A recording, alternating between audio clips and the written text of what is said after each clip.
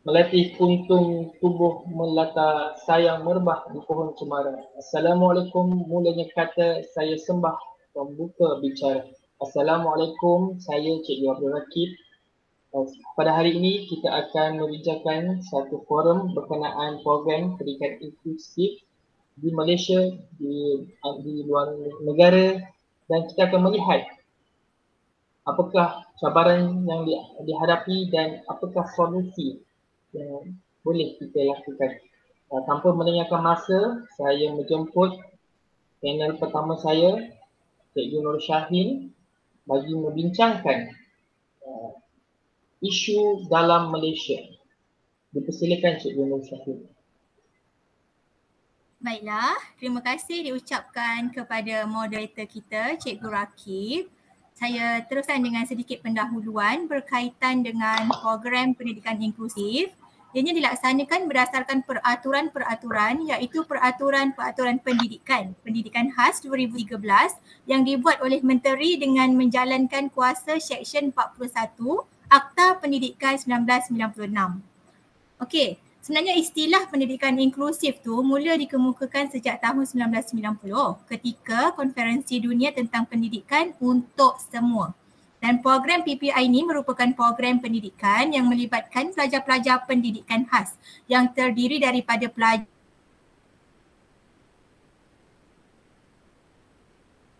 saya terus kepada isu yang berlaku berkaitan pendidikan inklusif di dalam negara kita sendiri iaitu negara Malaysia. Okey, yang pertama ialah sikap guru aliran perdana. Guru aliran perdana ni kita ada kalanya mereka tidak dapat menerima MBPK ni berada di dalam kelas mereka. Dan mereka juga ada sikap dan andaian bahawa golongan MBPK ni sukar dan susah untuk dididik berbanding dengan murid-murid aliran perdana yang lain. Dan guru aliran perdana juga tidak memberikan kerjasama atau perhatian yang sepenuhnya kepada MBPK semasa proses PDPC di dalam kelas. Yang kedua kita tengok isu yang kedua berkaitan dengan pendidikan inklusif ni ialah kurangnya kolaborasi bersama dengan guru-guru pendidikan khas. Okey, guru-guru aliran perdana tidak mendapatkan maklumat berkenaan murid pendidikan khas dan tidak mempelajari pendekatan atau kaedah yang dapat memudahkan pembelajaran murid khas. Dan guru aliran perdana juga masih kurang memahami konsep sebenar pendidikan inklusif. Okey, seterusnya isu yang ketiga ialah pelabelan oleh rakan tipikal. Okey, rakan-rakan yang aliran perdana yang satu kelas dengan murid inklusif ni beranggapan bahawa murid berkeperluan khas mereka tidak normal dan hal ini menyebabkan murid-murid aliran perdana tidak mahu bergaul dengan murid-murid pendidikan khas. Oleh itu, MBPK akan berasa tersisih dan tidak bersemangat untuk belajar. Okey, seterusnya isu yang keempat ialah kurang ilmu dalam kalangan guru aliran perdana. Guru aliran perdana tidak didedahkan dengan kursus atau pengetahuan berkenaan cara untuk mengendalikan murid berkeperluan pendidikan khas. Dan guru aliran perdana juga sukar untuk memahami keperluan MBPK dalam kelas. Dan diorang tak tahu macam mana nak mengendalikan murid-murid MBPK untuk belajar secara optimum. Okey, isu yang seterusnya kita tengok ada persekitaran fizikal kelas inklusif tu yang tidak selesa. Ada kalanya murid pendidikan khas duduk jauh kat belakang, dipinggirkan kan? Dan hal ini menyebabkan diorang tak dapat fokus dan kurang tumpuan kepada proses pembelajaran. Dan kelas menjadi kurang kondusif dan kurang selesa. Contohnya kelas yang berhampiran dengan tandas dan kantin. Okey, disebabkan oleh suara bising dan juga bau busuk yang berdekatan. Okey, selain itu isu yang seterusnya kita dapat kesan daripada kurangnya kelengkapan di dalam kelas inklusif yang akan mempengaruhi perjalanan aktiviti PDPC di dalam kelas dan sesetengah aktiviti tak dapat pun untuk bantu MBPK di dalam kelas. Dan hal itu menyebabkan pengajaran menjadi tidak sempurna, tidak berkesan akibat daripada kelengkapan asas yang tidak cukup. Okey. Isu seterusnya ialah kurang sokongan atau bantuan dari ibu bapa. Ibu bapa dilihat kurang menunjukkan minat dalam pembelajaran anak-anak istimewa. Dan kalau guru kelas minta mereka datang untuk jumpa pun diorang susah untuk datang ada kalanya. Hal ini disebabkan oleh kurang tanggungjawab dan kesedaran dalam kalangan ahli keluarga terhadap MBPK sehingga menjadi penghalang kepada perkembangan diri MBPK. Okey, itu saja moderator. Terima kasih.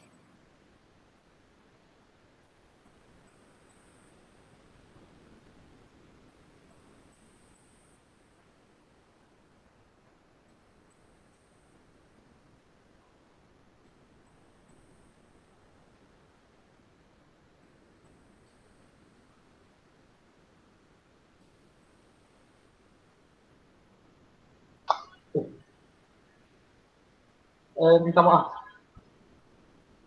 Terima kasih kepada Cikgu Syahrin atas kongsikan isu-isu pendidikan inklusif di Malaysia.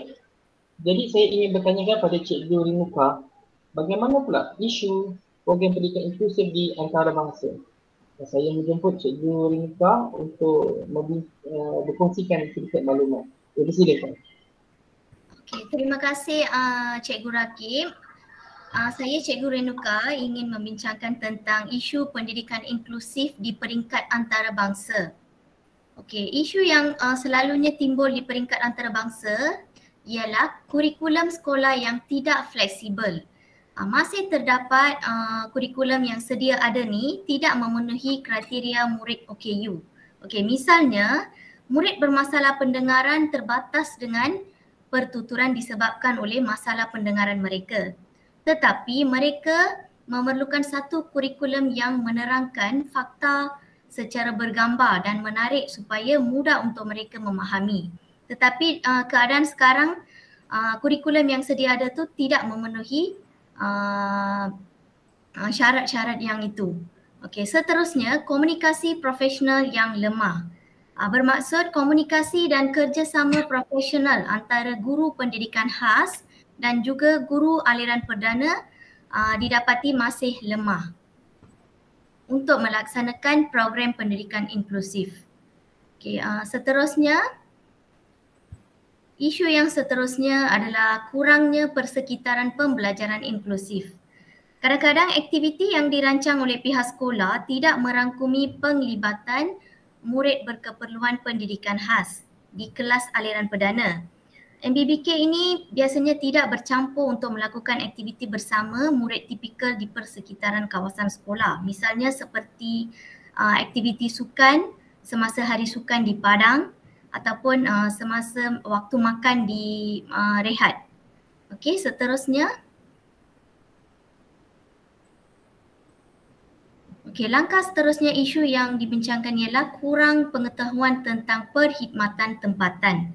Okey, perkhidmatan tempatan di sini bermaksud perkhidmatan multidisiplin yang ditawarkan oleh pakar perubatan, pakar terapi cara kerja dan sebagainya. Okey, ibu bapa dan masyarakat kurang peka terhadap perkhidmatan multidisiplin yang diberikan.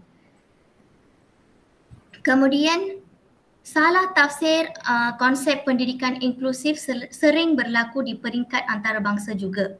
Di negara-negara luar pun, guru, ibu bapa, murid dan juga masyarakat mempunyai tanggapan yang salah terhadap pendidikan inklusif dari segi pandangan masing-masing. Okey, misalnya guru beranggapan bahawa pendidikan inklusif membebankan mereka. Ibu bapa pula beranggapan bahawa anak mereka tidak akan mendapat perhatian dalam kelas inklusif. Malah masyarakat beranggapan bahawa pendidikan inklusif tidak membantu MBPK untuk berjaya dalam kehidupan. Okey. Kemudian seterusnya kekurangan guru terlatih. Kekurangan guru terlatih selalu menjadi isu utama di peringkat dunia juga. Okey, masih terdapat kekurangan guru untuk mengajar MBPK. Guru masih kurang memahami keperluan MBPK dalam kelas inklusif. Perkara ini selalunya berlaku kerana kekurangan guru terlatih terhadap kategori MBPK dan juga keperluan MBPK tersebut. Okey, itu saja daripada saya. Terima kasih. Saya serahkan kepada moderator. Terima kasih kepada panel kedua iaitu Cikgu Rinukah atas perkongsian isu pendidikan inklusif di antarabangsa. Seterusnya saya ingin bertanyakan kepada panel sebelumnya iaitu Cikgu Difan. Setelah melihat isu-isu di Malaysia dan di antarabangsa, apakah cabaran dalam pelaksanaan program pendidikan inklusif? Jadi saya menjemput untuk Cikgu Difan membincangkan dan berkongsikan sistem awak. Kita silakan. Oke, terima kasih kepada moderator. Saya informasikan membincangkanlah tentang cabaran ya pelaksanaan pendidikan inklusif. Dan di sini saya ingin membagikan empat cabaran ya. Yang pertama dari si guru itu sendiri, kedua pentadbir, ketiga daripada ibu bapak, dan seterusnya adalah dari aspek infrastruktur. Oke.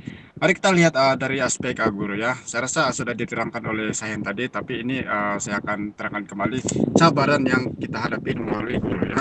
Yang pertama, tidak mau menerima berinklusif di kelas mereka ya. Ini memang sedia ada. Mereka tidak sanggup untuk akibat dari mereka tidak dapat tidak ada pengalaman mengendalikan MPPK, maka mereka tidak mau untuk memasukkan MPPK ini di kelas kendalian mereka. Oke.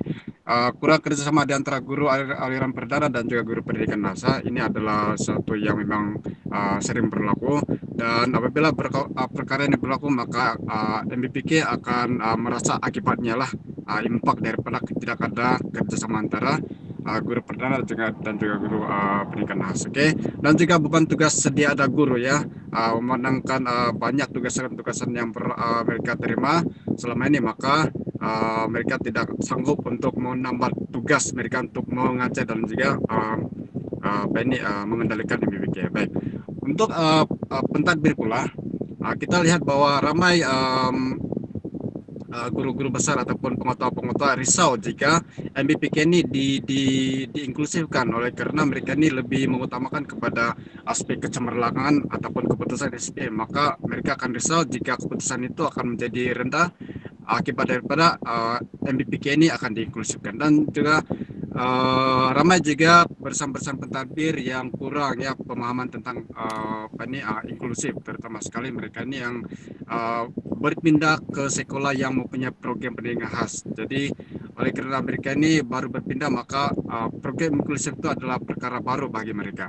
Untuk ibu bapak pula, ramai juga ibu bapak sebenarnya yang tidak mahu supaya anak mereka ini dihantar ke inklusif, oleh karena ketidakyakinan mereka kepada guru perdana untuk mengendalikan anak-anak mereka. Jadi mereka tidak mengambil risiko untuk mengantar anak-anak mereka ke inklusif, tapi mereka lebih rela untuk menghantar anak-anak mereka untuk belajar di pendidikan khas ya.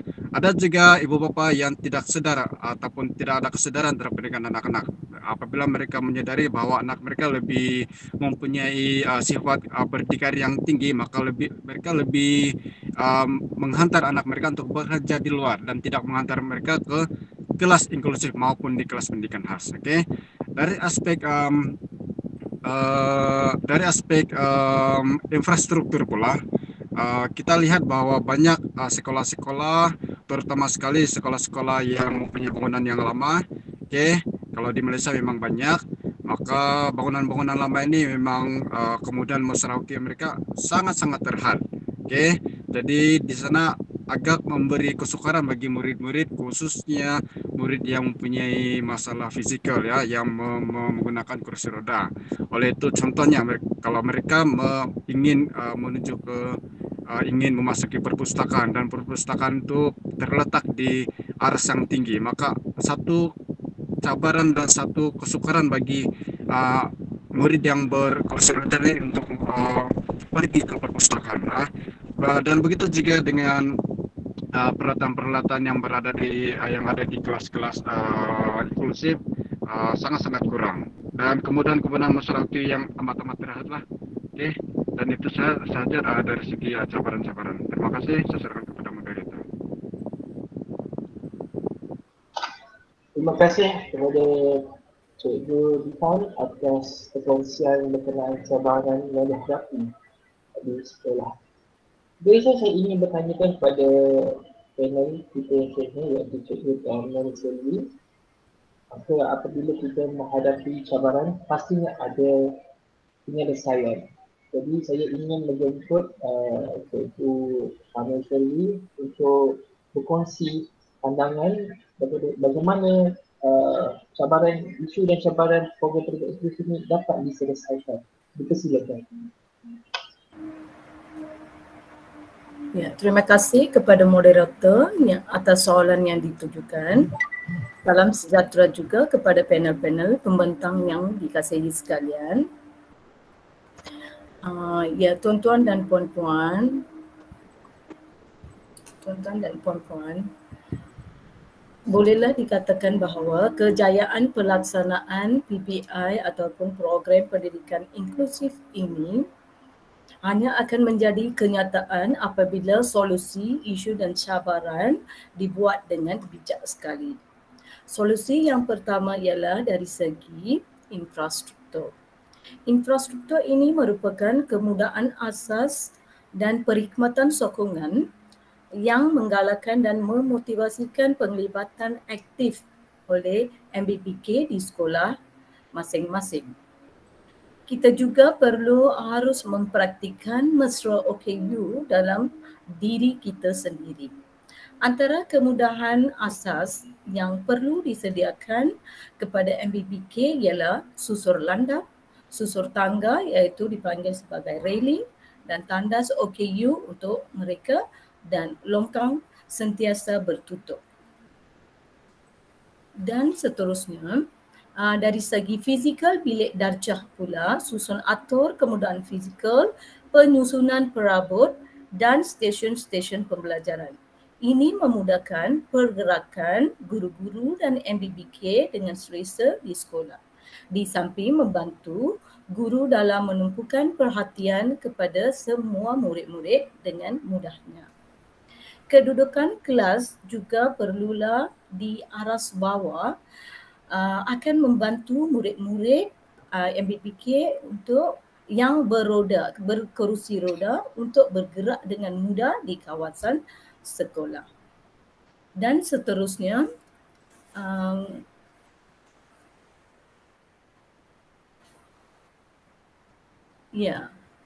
peralatan. Peralatan ialah perkhidmatan sokongan dari kumpulan individu atau agensi-agensi tertentu dalam menyediakan peralatan yang relevan dengan keperluan MBPK dapat menjamin pelaksanaan PPI dengan berkesan. Contohnya, kita perlu menyediakan mesin braille, kanta pembesar, alat bantu pendengaran, kerusi roda yang tidak dapat disediakan oleh pihak sekolah. Sistem Augmentative dan Alternative Communication ACC direka khas untuk individu yang kurang upaya untuk memastikan komunikasi yang berkesan daripada murid-murid MBPK. Selain daripada itu, bahan bantu mengajar juga direka menggunakan TMK iaitu internet dan pengisian yang sesuai untuk menarik minat MBPK untuk belajar di kelas aliran perdana dengan aktifnya. Selain daripada itu, peralatan asas kerusi dan meja juga diubah sesuai dengan murid yang berkerusi roda atau kekurangan fizikal yang lain. Seterusnya, personal. Dari segi personal pula, ini merujuk kepada individu yang berada dekat dengan MBPK di sekolah. Misalnya pakar perubatan iaitu pakar audiologi, pediatrik, psikologi, neurologi dan pakar terapi pula merujuk kepada juruterapi, pemulihan fizikal dan jurupulih cara kerja dan juruterapi bahasa dan pertuturan.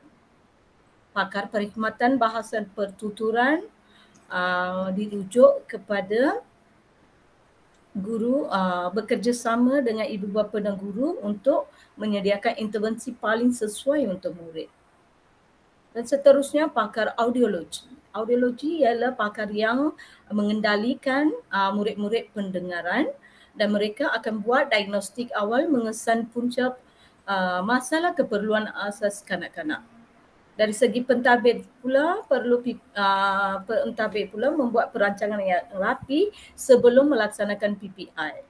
Pihak pentadbir perlu peka dan memahami konsep sebenar PPI supaya matlamat sebenarnya tercapai. Guru pendidikan khas dan guru biasa perlulah bekerjasama untuk murid-murid MBPK ini mencapai potensi dan kebolehan untuk menjamin pelaksanaan sebarang aktiviti di sekolah. Seterusnya, dari segi masyarakat pula, masyarakat sekolah pula, kita merujuk kepada individu masyarakat ibu bapa, minta maaf, ibu bapa adalah masyarakat yang selalu kita beri perhatian yang utama kerana mereka perlulah memberi sokongan dari segi maklumat dan maklumat khusus untuk melengkapkan diri mereka untuk supaya lebih memahami bukan sahaja murid tetapi guru-guru di sekolah. Seterusnya, sikap dan tanggapan positif guru itu perlulah guru itu merancang aktiviti PDP yang fokus kepada kekuatan dan keperluan individu. Seterusnya, pentadbiran juga menyediakan ruang dan peluang buat program selaras matlamat PPI ini. Contohnya program gotong royong tutup longkang demi keselamatan MBPK atau program perkhidmatan MBPK dengan ibu bapa. Itu sahaja daripada saya. Sekian, terima kasih.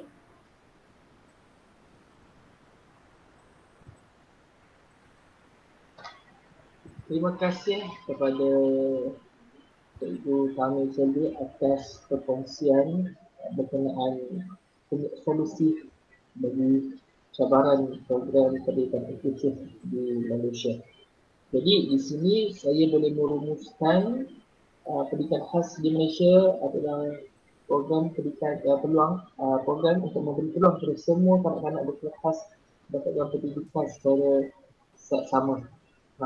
So, melalui program pendidikan inklusif ini dia mendukung falsafah pendidikan kebangsaan di mana pendidikan ini untuk semua rakyat Malaysia berhak mendapat pendidikan. Namun segala isu dan cabaran ini dapat diatasi dengan kerjasama daripada semua pihak, daripada kementerian, daripada segi sekolah, masyarakat, ibu bapa dan murid itu sendiri mampu merealisasikan program pendidikan inklusif ini. Kejayaan program ini bergantung dengan corak pengurusan, kepimpinan, amalan pengajaran, sokongan, pembelajaran, kolaborasi dan penilaian terhadap program dan murid inklusif. Baik, terima kasih saya mengucapkan kepada keempat-empat panel atas perkongsian semua. Jadi tanpa melengahkan masa, saya akan mengakhiri forum perbincangan kita pada hari ini. Jadi bunga dedap di atas para anak dusun pasang pelita. Andai tersilap kuku bicara, jari disisir, maaf berkata. Itu saja daripada saya. Sekian, terima kasih. Assalamualaikum warahmatullahi wabarakatuh dan selamat sejahtera.